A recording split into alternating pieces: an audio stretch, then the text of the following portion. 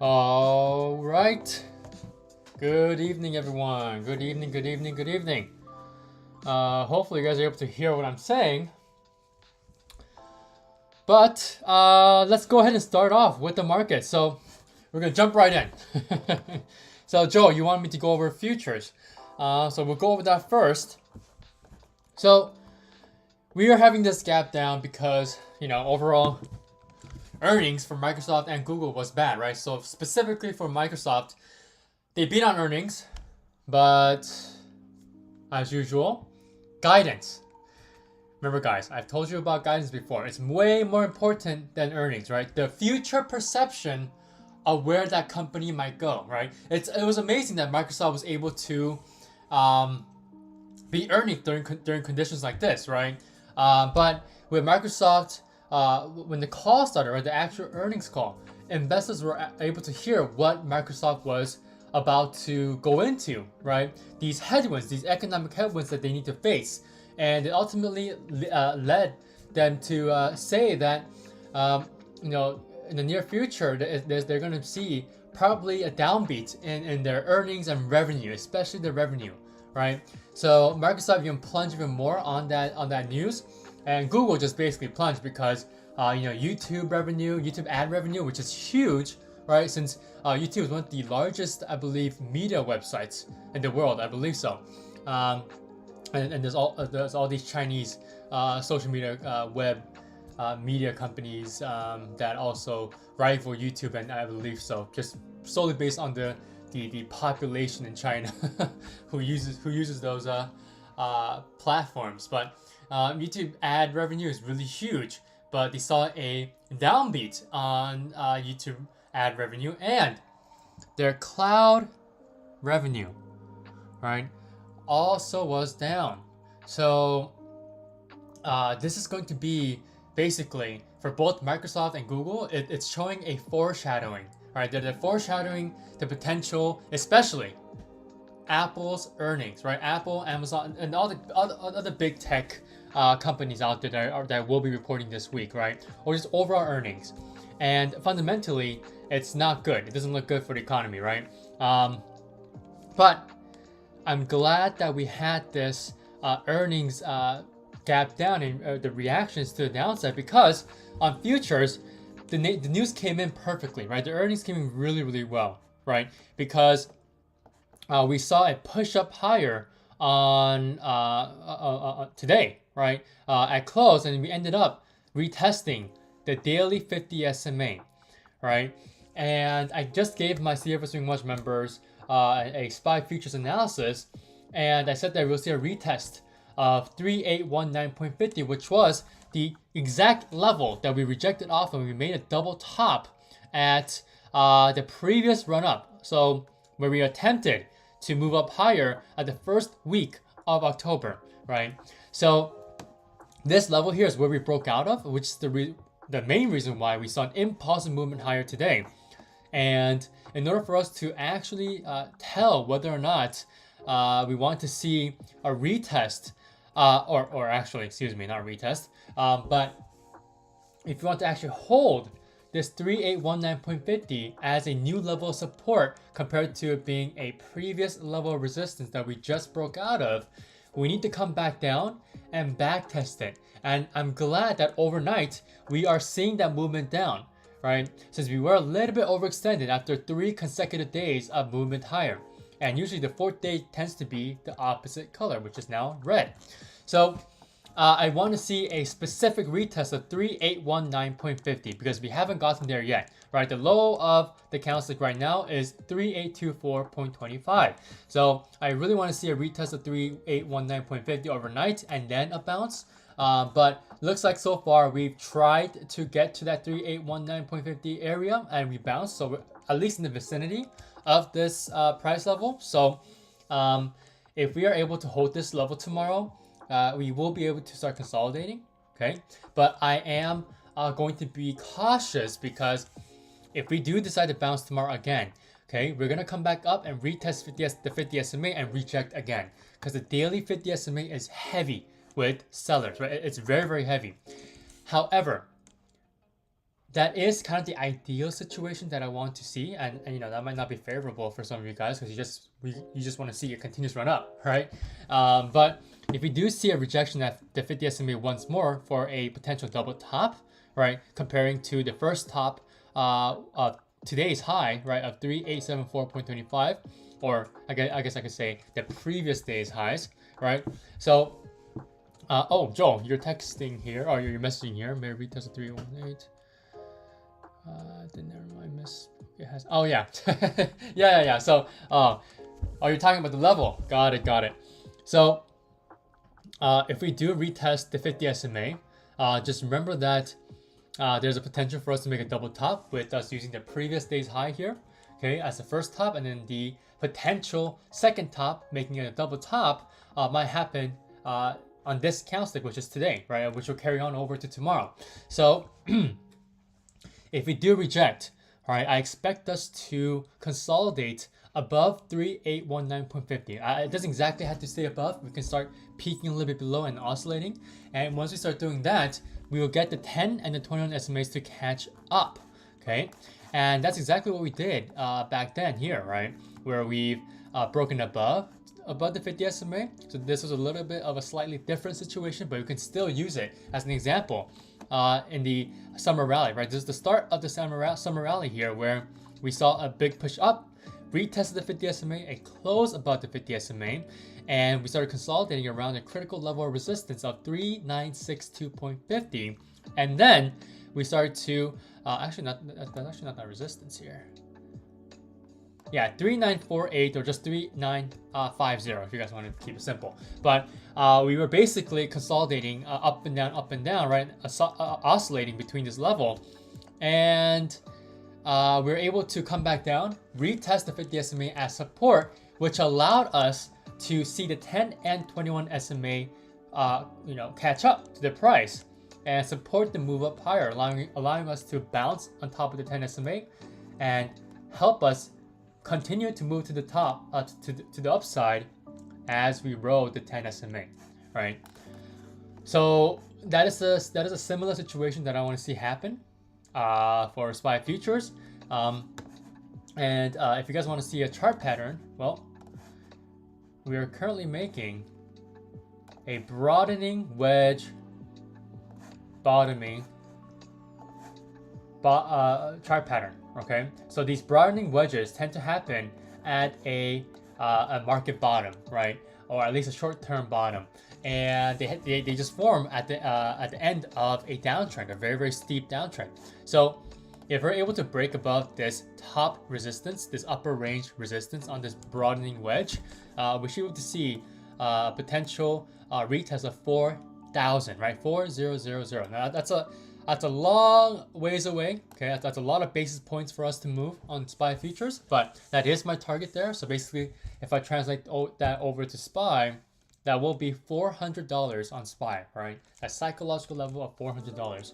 So with SPY futures here, I really want to see a retest of 3819.50. It doesn't matter if we do it at market open tomorrow or we do overnight. All I want to see is a nice consolidation above or slightly below this level, so that we allow the 10 SMA to catch up, so that we can see the price being supported higher, and we can have another summer-like rally to the upside until we hit 4,000. Okay. So I apologize if I speak a little too quickly there on SPY futures there, but if I did speak a little bit too fast, please let me know. Oh, thank you guys for 6 likes. There we go, 6 likes. Awesome. Let's see if we can get to 10 likes by tonight. Hopefully that made sense. But with SPY futures reacting like this, right? We opened up almost 1%, and then we literally went down, I believe a little bit over 1% at the low here. So it might not seem like a big move, right? But it is a pretty large move overnight, right? I mean, we're almost down 1%. But don't forget that we've made a huge step to the upside, right? So we need to start consolidating this 3-day consecutive green days move. So if you want to see some type of consolidation, we need to see a pullback first, which is the reason why I said Microsoft and Google earnings came in at the right time, and they reacted perfectly, and it aligned with what we needed with the market, right? It aligned with what I needed the market to do, because we weren't doing that all day, right? We just kept them pushing up higher and higher and higher. So if we translate this over to SPY now, we hit the daily 50 SMA. I told my CFO Swing Watch members early on this morning in the live stream as well, and we hit it today at 385. The high today was 385.25, so that's pretty good. And I did warn you guys though on the last week's live stream. Okay, so take notes here, guys. We have a heavy level of resistance, or resistance area, or supply area, supply zone. Doesn't really matter what you call it. It's subjective at that point with the terminology that you guys use, but it all means the same thing, right? I'm just trying to get my point across. This 385 low point to 390 high point, okay, is a range of supply, right? And this is where sellers are currently sitting at. And how do we know this? Well, when we broke below into this range and we stayed below 384, we just saw a huge amount of selling coming back in, and we pushed lower and lower and lower, right? And even before this right here, where we broke out of that ascending support trend line to the downside, we had this resistance being used before the summer rally. So this level of supply is a very significant area that we need to be watching out for, because if we're able to push out all the sellers here once more, we will have that summer-like rally to the upside, and we can see that retest of that critical psychological level of $400, right? 400. So in order for that to happen though, we need to start consolidating here. All right, this is a very large move to the upside. I mean, if we just take the open from last Friday, right? The open from last Friday around 365 up to today's close, that's nearly 5.50%. That's a large move in the overall markets, right? And in the equity markets here. So we need to consolidate this move. I believe that we'll be opening up around 380 to 381 tomorrow. If not, then we'll end up opening around 378.80ish. Okay, that is my next support level that we need to hold. And guess what? We actually held that level today, right? The low today was 378.67. All right, so that's very, very close to that 378.80, 378.70 level. So if we do decide to come back down to this level, I want us to start bouncing. And once we start to hold and have a tighter price range every single trading day for the rest of this week, we'll allow the 50 SMA to start continue to move lower and providing resistance to any type of buying to the upside, which will also allow us to have a nice consolidation of this large move to the upside that we've had for the past 3 days, and that will ultimately allow us to see the 10 and 21 SMA to catch up to the price, because the price has moved way too far away from both of my momentum SMAs. Now, one great thing that we have so far for a confirmation to the upside is that, first of all, the price is now above both my 10 and 21 SMAs, which is my momentum pair. I've explained this multiple times in my previous live streams. And then we also have the 10 SMA crossing above the 21 SMA, which is also very, very good. And whenever we have a smaller SMA crossing above the larger SMA, that's a great long signal for, well, any type of name that you're looking at, especially on the short term, since we're looking at a crossover to the upside of very two short-term SMAs. Okay, so obviously if we have the 50 SMA crossing above the 200 SMA, that means we're in for a long-term haul to the upside, right? It's a long-term perspective. So 10 and 21, short-term perspective, 50 and 200, long-term perspective. Okay, it's a very quick summary of my SMAs and what they do and how I look at them. So, I mean, you don't really have to look at the SMAs to just know that we're in a short-term uptrend, because, well, if I remove this, right, and if you take a look at the price candlesticks, I mean, we've been going up, right? So it's like I said, technical indicators can help you if you know how to use them. Okay, and if you know how to use them as a additional analysis to the price trend and price analysis that you've already done. Okay. All right, so that is what I think about SPY and the overall markets and SPY futures. I think SPY futures are starting to head back down again right now, if I'm not mistaken. Yep. So we might be down another. We might be down 1% tomorrow morning. So we'll see, because European markets still have yet to open. But overall, that's what I think for SPY and SPY futures. I think we will end up opening up around 380. Okay, or slightly below 380. That's just my guess. Take that with a grain of salt.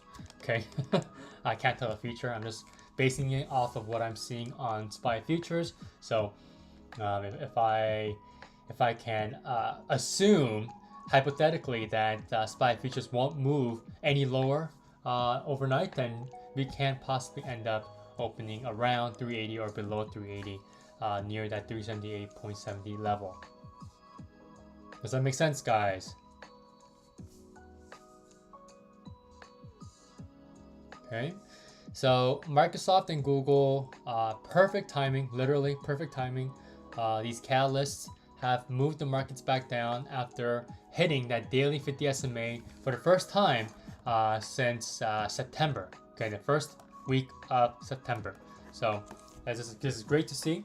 We're retesting the 50 SMA again, and we've been doing that a lot lately in the last half of 2022. So this could possibly be indicating a reversal, but we still have yet to see what the Federal Reserve will do, because we have 2 FOMC meetings left for this year, and these 2 last meetings will set the tone for how we need to go into the new fiscal year of 2023. And a lot of investors, or long-term investors, mind you, are still very, very wary of the stock market. A lot of them have pulled out as liquidity continues to get sucked out, as the Federal Reserve continues to sell its bonds and really start to shrink its balance sheet, which has ballooned in the last 2 years, right? So we'll continue to see liquidity sucked out as long as they have that very, very hawkish overtone and constrictive monetary policies, and just continuously hiking interest rates, right? So I don't see any indication just yet the Federal Reserve stopping any of that, which is the reason why I think it's still not a good long-term investing environment just yet. Sure, you might be wanting to pick up some shares here and there. I highly recommend that at these low prices, but I don't think it's a completely 100% safe risk-on environment for investing just yet. Okay, so that is my overall short-term and long-term view on the markets and the environment that we're currently trading in. Obviously though, guys, as you guys have been seeing on my live stream recap videos, swings have been great to the upside as we are capturing this upside move, right? We love to see swings to the upside because they work really well when it is time to get long to the upside. But if you go back to my earlier live stream recap videos, we had some amazing trades to the downside, day trades too. For example, Netflix and ALB, right? So tech name, a streaming service name, and a lithium name. So fortunately, I was able to catch both of them exactly at a time when both of them were downgraded, right? So that was pretty lucky for me. And it was nearly a back-to-back trade there. So that was amazing to see as I captured both of those movement to the downside, and that random catalyst I didn't even know was going to happen of a downgrade. Okay, so that it helped the price move a lot lower than I expected it to move. But yeah, so Microsoft, Google, watch tomorrow. We might see a nice bounce. Google especially. I think it's around 98 after hours, right? 98 to 99, and it's below 100 again. Right, this critical psychological number of 100. And why is it a psychological number? Because it's the first time that just take out the stock split on Google and just think that Google is at these numbers. Okay, so with this hypothetical, right? Just think that Google is at these share prices right now. Okay, don't think about the past before the stock split.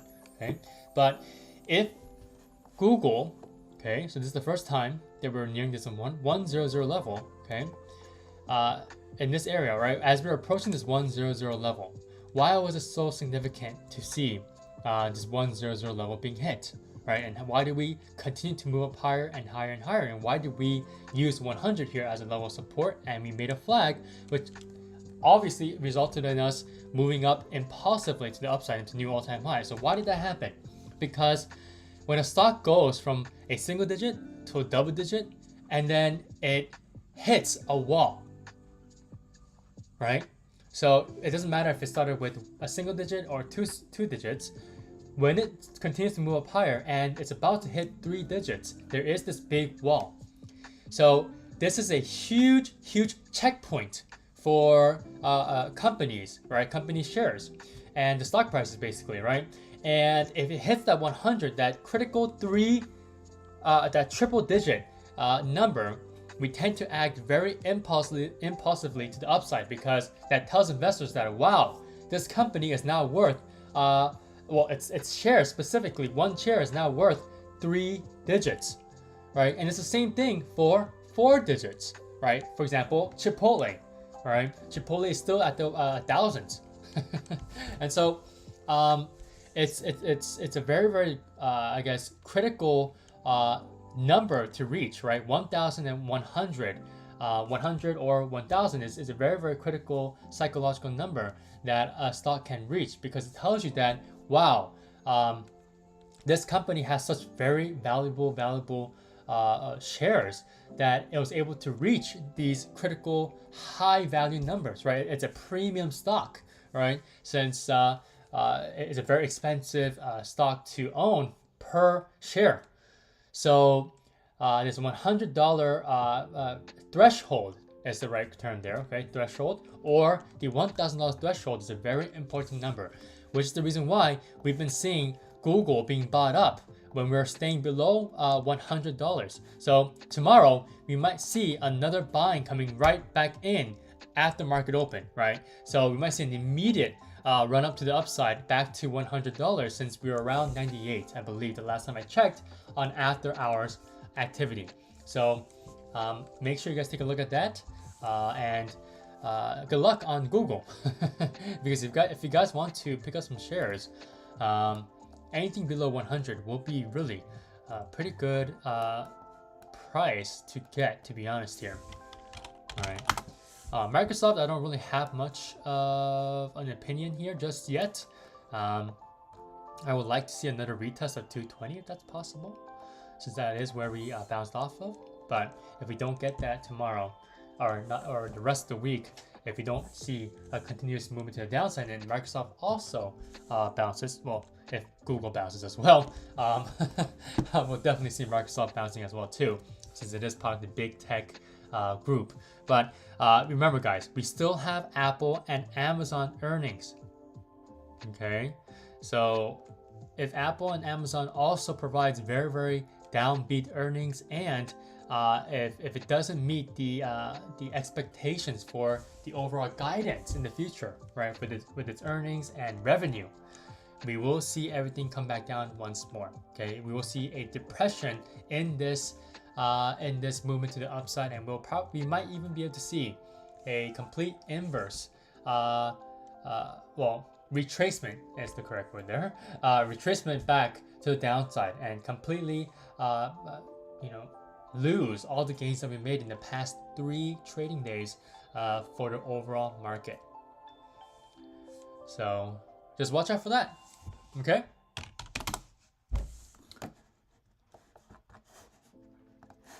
All right, so that is it for tonight. Thank you so much, guys, for 6 likes. That's amazing. But if you guys really enjoyed this video, make sure you guys always leave a thumbs up. If you guys want to go back to this live stream, make sure you guys come back, because the recording of this live will always be there, right? So it's there for you guys to refresh your memory on an analysis that I did for you, or just the overall, just from a learning perspective, right? If you guys want to just learn the basic technical analysis that I do. I mean, I don't do anything fancy, right? It's just technical analysis, and I'm just good at it, right? I got good at it over the years, just like everyone else, right? So if you guys are still having trouble with technical analysis, make sure you guys are always watching my videos, because I rely mainly on technical analysis. Okay.